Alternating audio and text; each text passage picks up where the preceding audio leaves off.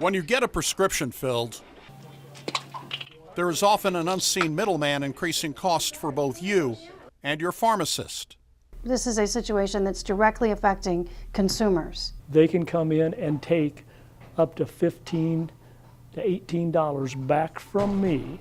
The middleman is known as a pharmacy benefit manager, or PBM. PBMs negotiate drug prices between drug makers, insurance providers, and pharmacies. The PBM impacts you and your neighborhood pharmacist in a couple of ways through two types of transactions known as clawbacks: copays and DIR fees. We'll look at copay clawbacks first. When you go into the pharmacy, you're paying a higher price than what that pharmacy is being reimbursed. So it's very much hurting consumers. It works like this. When you purchase certain drugs, you are charged a copay. If the cost of the drug and pharmacy fee is less than the copay, the PBM takes or claws back the difference. We found an actual example of this practice in a class action lawsuit when a patient received a prescription for an antidepressant known as sertraline. The patient was required to make a copay of $15.80. The cost of the ingredients is $2.77, along with a pharmacy fee of $1.40, for a total cost of $4.17. But remember, the patient's copay was $15.80. The extra money, $11.63, was clawed back and pocketed by the PBM, listed in the lawsuit as the defendant. It's a small amount, but happens thousands of times every day across the country, allowing PBMs to pocket millions of dollars. Problem with clawback is with a lot of the very large front-end deductibles, the patient is paying 100% of the cost of the claim. Susan Hayes, a fraud investigator with pharmacy outcomes specialists in Lake Zurich, Illinois, says it's a practice happening all over the country. Whether or not you're in Peoria or Chicago or New York, it's the same problem.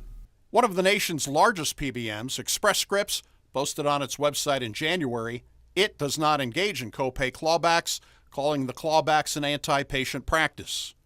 Your prescription may actually be cheaper if you pay cash as opposed to using your insurance, a fact your pharmacist may not be able to tell you unless you ask.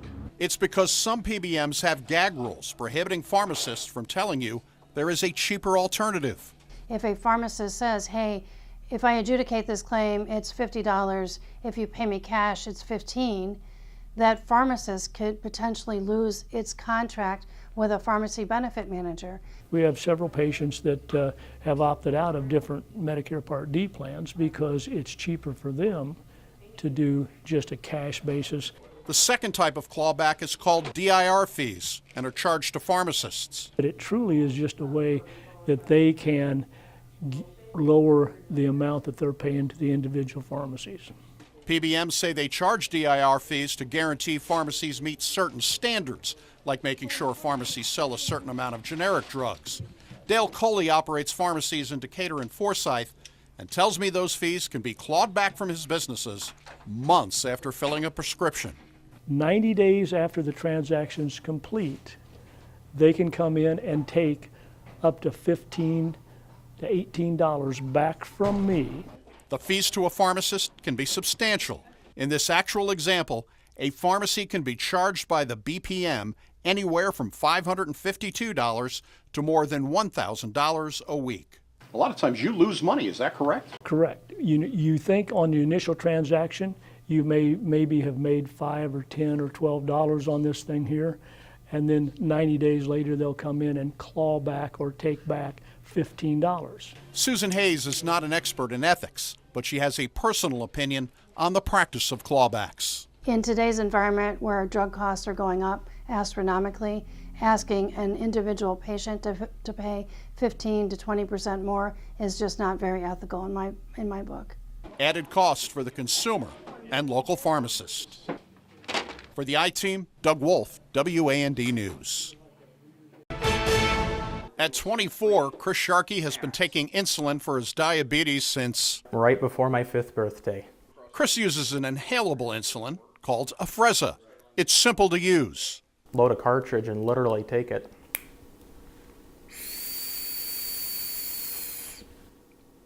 And that's it. That's it. Painless, far more comfortable and easier than insulin injections. When you don't have to lift up your shirt and grab a syringe and give yourself a shot, you can, that's a nice thing. But his insurance company won't pay a dime for Afrezza. They have deemed that this medication is not medically necessary. Mankind Corporation, the maker of Afrezza, is giving Chris the inhalable insulin for free while he appeals his insurance company's decision. Without Mankind's help, Chris couldn't afford Afrezza on his own. Roughly $2,700 a month. That's more than $32,000 a year. Mankind is an exception. Many pharmaceutical companies are coming under fire for skyrocketing prices. What's happening is these drug companies are raising the prices of things that have been on the market for decades. Illinois Senator Dick Durbin and other lawmakers are calling out companies gouging their customers. One of the price hikes, which made headlines in 2016, was the EpiPen, which climbed from $103 in 2009 to more than $600. It was the drug that got the most attention, while other prescription drugs became increasingly more expensive. I just had a family in with a child who's diabetic.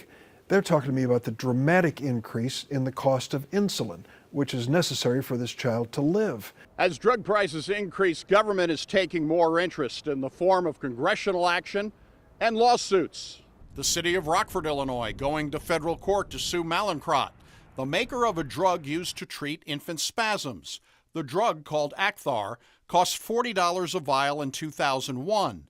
The city claims it was recently charged more than $54,000 per vial. Rockford, which self-insures its government workers, claims it paid nearly $500,000 for the drug in a single year and contends in court the drug maker has cornered the market. By attacking these pricing practices at their source, the drug companies themselves, we can lower the cost of medications for Rockfordians and for citizens across the nation who have suffered similarly. Generic drugs can often be used to hold down prices when compared to brand name drugs. Generics can be 10% of what the brand cost can be for a brand equivalent, depending on how popular that particular drug is. If fraud is involved, those savings could be lost.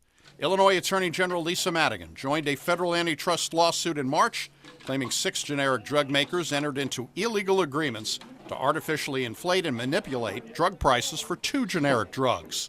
The complaint says the pharmaceutical companies coordinated schemes to fix prices and to prevent competition in various markets. The schemes were concocted at trade association conferences, industry dinners, and female pharmaceutical representative girls' night out meetings.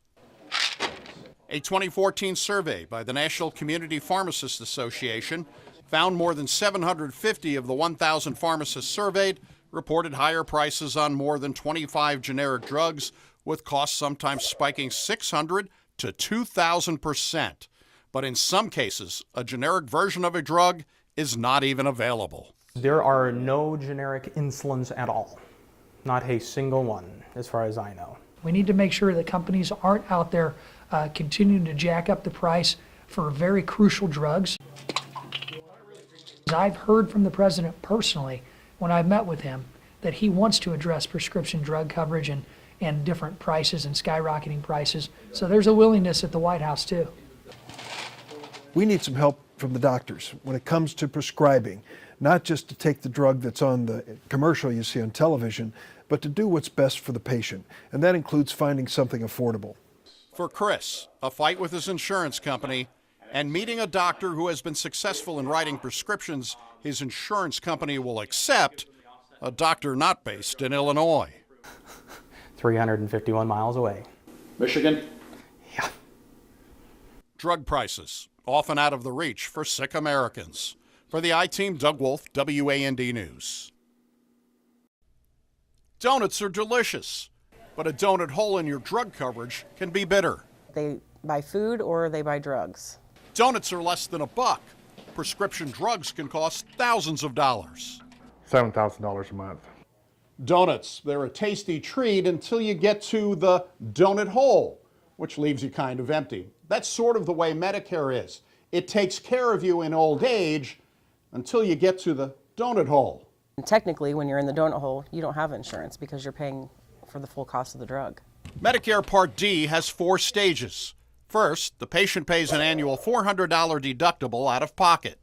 Second, the initial coverage stage. This is where you pay 25% of annual drug costs totaling from $401 to $3,700, or $925 to you out of pocket. Stage 3, total annual drug costs from $3,701 to $4,950 fall into what's called the donut hole. You pay 40% of the cost for brand name drugs. The insurance company pays just 10%, while drug manufacturers provide the insurance company with a rebate to cover the remaining 50%. In simple terms, the patient pays $1,480 out of pocket, an amount which often leaves those on fixed incomes making difficult choices. They buy food or they buy drugs. And most of the time they choose the food. The final stage is the catastrophic stage. All annual drug costs more than $4,951, you will pay 5% out of pocket. The insurance company pays 15%. The remaining 80%, billions of dollars, is picked up by taxpayers. Many seniors do not know what to do about the donut hole until they are faced with it. Mid-Illinois Senior Services in Sullivan sits down with seniors to make sure they know what they're up against. And whenever we do drug comparisons in the fall for people and sign them up for drug plans for the next year, we let them know if and when they will hit the donut hole. I had a ruptured intracranial aneurysm. Jeff Christensen of Effingham is disabled and depends on Medicare Part D, Medicaid, and private insurance to pay for his prescription drugs. One of my disabilities is I was doing college level calculus, whatever, for engineering. Now I'm at a 4th grade level of math. Jeff takes 8 drugs a month at a staggering cost of $84,000 a year. One of my anti-seizures costs $2,400 a month. One of my eye medicines costs $2,200 a month. And then you got other medicines that cost $500 a month, then some that are just luckily only $20. In addition, Jeff has a hard cap of $55,000 in coverage, leaving him struggling each year to come up with the money to pay his annual drug bill. And then you have to start either paying for the medicines yourself, find a charity, or in my case I have Medicaid as a secondary insurance, but they only pay for 4 medicines. Kathy Shackles at Mid-Illinois Senior Services says her office sees a lot of Medicare Part D patients this time of year as they are pushed into the donut hole. Lack of money. They don't have the money to pay for these drugs out of pocket because they're having to pay the whole drug costs. You're sweating it a little bit, wondering, what medicines am I going to have to pay for? Some drug companies offer drug assistance programs, but it is still a worry for many patients. These medicines are going to be a part of my life for as far as the foreseeable future. Under Obamacare, the donut hole will be eliminated in 2020. It is not clear what will happen if the current Congress changes health care policies. For the I-Team, Doug Wolfe, WAND News.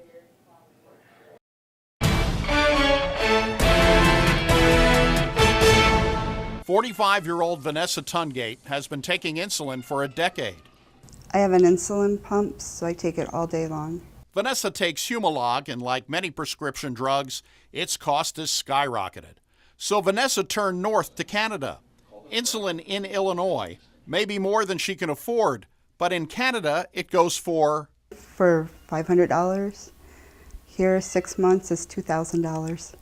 With the constantly rising prices of drugs, many people are skipping their local pharmacy and buying their drugs in other countries, like Canada. People are walking into their pharmacies today and seeing the price of the medicine they've had for 20 years double for no explanation other than the fact that the drug companies can do it, are doing it, so they can make outrageous profits. Canada has tough restrictions on drug pricing. In the U.S., pharmaceutical companies have practically a free rein when it comes to setting prices. The very same drugs in the same packages sold across the border in Canada for half the cost. Why? Because the Canadian government says you aren't going to sell your drugs in this country if you're going to run the prices up to high heavens. Drug prices compiled by congressional Democrats show the dramatic difference in drug prices in the U.S. and Canada. EpiPens in the United States cost $638. In Canada, they are $293. The cholesterol drug Crestor, $779 here, only $201 in Canada. Some in Congress want to allow patients and U.S. pharmacies to bring prescription drugs in from Canada.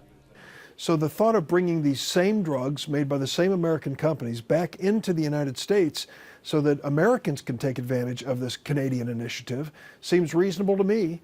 I call them and they ship it through the mail. Vanessa was already a diabetic when colon cancer hit her. I was a diabetic before the cancer, but it made it twice as bad. So it was harder to control, so they put me on the pump. Vanessa is in remission, but cancer drugs are often out of reach for many Americans. Letters from oncologists all over this country who tell us their cancer patients cannot afford the outrageously high cost of the medicine people need to stay alive. The FDA does not challenge people who bring Canadian drugs into the U.S. if it's less than a 90-day supply and is for personal use. The drug companies say, oh, bringing them back across state lines, safety issues, this and that can all be handled. And particularly if they decide to have reasonable pricing, we wouldn't even have this conversation. It saved us a lot of money. One word of caution, some online Canadian pharmacies are not considered reputable under U.S. law and distribute questionable drugs. For the I-Team, Doug Wolfe, WAND News.